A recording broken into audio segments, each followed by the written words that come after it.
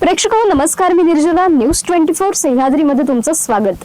सध्या संपूर्ण महाराष्ट्रासह इतर ठिकाणी गाजत असलेले प्रकरण म्हणजे भोंदूबाबा अशोक खरात यांनी केलेल्या अनेक कारणांमुळे त्याची कसून चौकशी केली जात असून त्याच्या विरुद्ध शिर्डी पोलीस ठाणे हद्दीत सावकारी व फसवणुकीच्या माध्यमातून जमीन बळकावल्या प्रकरणी भोंदूबाबा अशोक खरात याची पत्नी कल्पना खरात यांच्यासह इतर 3 जणांविरुद्ध गुन्हा दाखल करण्यात आलाय. या प्रकरणाच्या तपासादरम्यान समोर आलेल्या माहितीनुसार त्याचे व त्याच्या कुटुंबियाचे समता बँक खाते असल्याचे दिसून आले आहे. तसेच इतर काही खात्यांच्या नॉमिनीमधून अशोक खरात यांचे नाव व भ्रमणध्वनी नंबर असल्याने त्याबाबत समता पतसंस्था पोलिसांनी पत्र पाठवून त्याविषयी माहिती मागवली.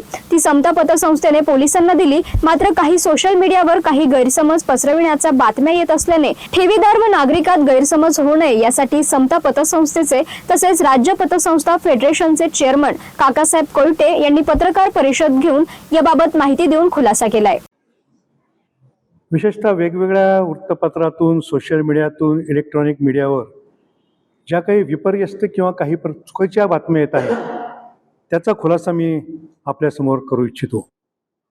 सगळ्यात महत्त्वाची काही ठिकाणी मला ऐकायला मिळालं, वाचायला मिळालं की शेकडो कोटी रुपयाचा गैरव्यवहार, काही वर्तमानपत्रात 60 कोटी रुपयाची उलाढाल. याच्यात कुठल्याही प्रकारचं तथ्य नाही. 60 कोटी नव्हे, परवा संदीपने खुलासा केला आणि 100च्या वर अकाउंटसुद्धा आमच्याकडे नव्हते. जे अकाउंट आहेत ते मला वाटतं 48 खाते आहेत आणि त्या 48 खात्यांची माहिती आम्ही पोलिसांनी मागितल्याबरोबर 2 तासात आम्हाला ती त्यांना बातमी त्याची जी काही माहिती आहे ती कागदपत्रं आम्ही त्यांना सुपूर्द केलेली आहे. आता पोलिसांनीच आम्हाला दिलेल्या काही सूचनेवरून काही अधिकृत आकडेवारी किंवा खातेदारांची आकडेवारी मी जाहीर करू शकत नाही. परंतु एकेका खातेदाराचे 2 अकाउंट असतात. एक सेव्हिंग अकाउंट आणि एक मुदत ठेवीचा अकाउंट. त्याच्यामुळे कदाचित ही संख्या 100च्या वर काही पत्रकारांनी नेली असेल. आणि जे काही व्यवहार कोट्यावधी रुपयाचे म्हटलं जातं ते फक्त 5 ते 6 कोटी रुपयाच्या ठेवी त्यांच्या आमच्याकडे होत्या आणि त्या 2021 सालापासून होत्या. म्हणजे आजपासून 5 वर्षापूर्वी ती खाती ओपन झालेली होती.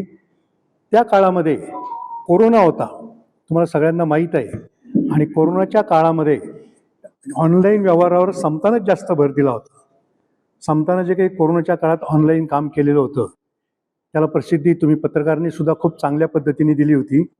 आणि ऑनलाईन करताना काही खातेदार कदाचित समक्ष आले नसतील, परंतु जे काही कायद्याच्या पुस्तकात सांगितलेलं आहे, जे काही आमच्या उपविधीमध्ये सांगितलेलं आहे त्या उपविधीप्रमाणे या सगळ्यांची खाती उघडली गेलेली आहेत.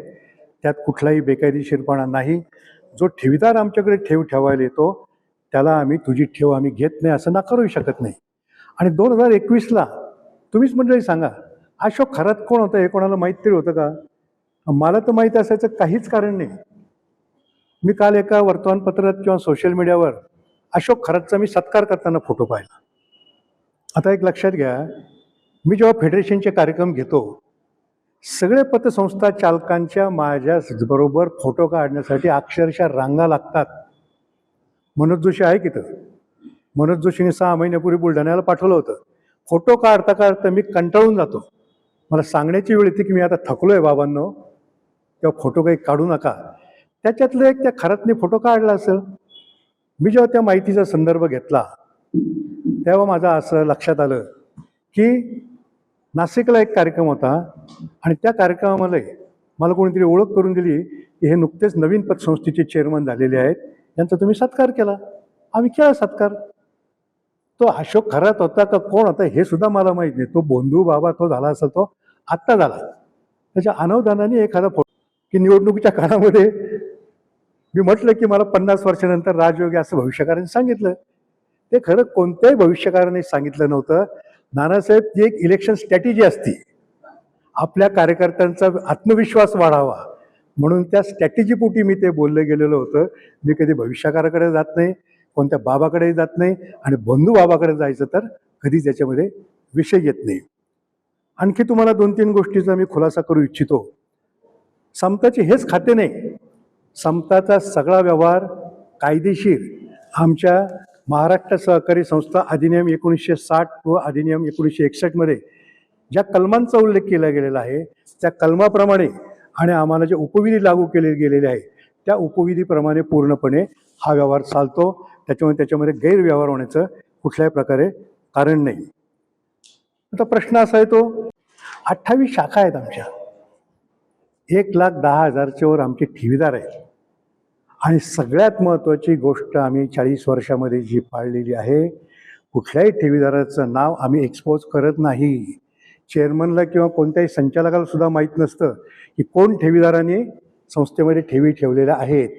तर ठेवीदारांची गोपनीयता जपणं याला आम्ही प्राधान्य देतो.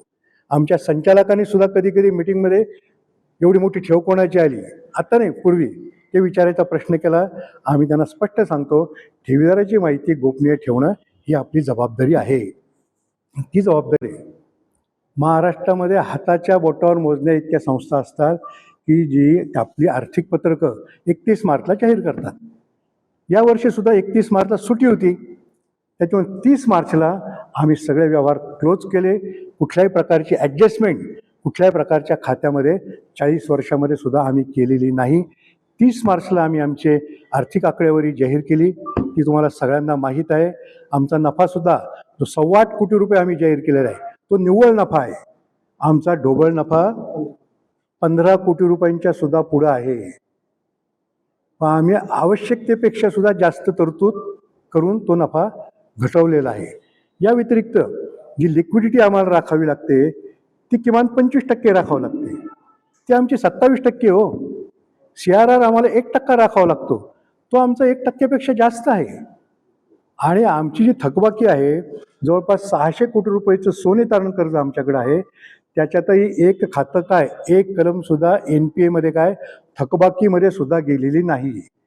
त्याचे समतामधले सगळे व्यवहार हे अतिशय सुरक्षित आहेत, हे अतिशय पारदर्शी आहेत. याचा खुलासा मला तुमच्यासमोर करावासं वाटतं. आणि ज्यावेळेस या खातेदारांनी खाते उघडले 2021 किंवा 22 साली, त्यावेळेस त्यांच्यावर कोणता डाग होता का? अशोक खरातवर सुद्धा काही डाग होता का? एक सर्वसामान्य ठेवीदार म्हणून तो आमच्याकडे आला, त्याचे खाते आम्ही उघडले.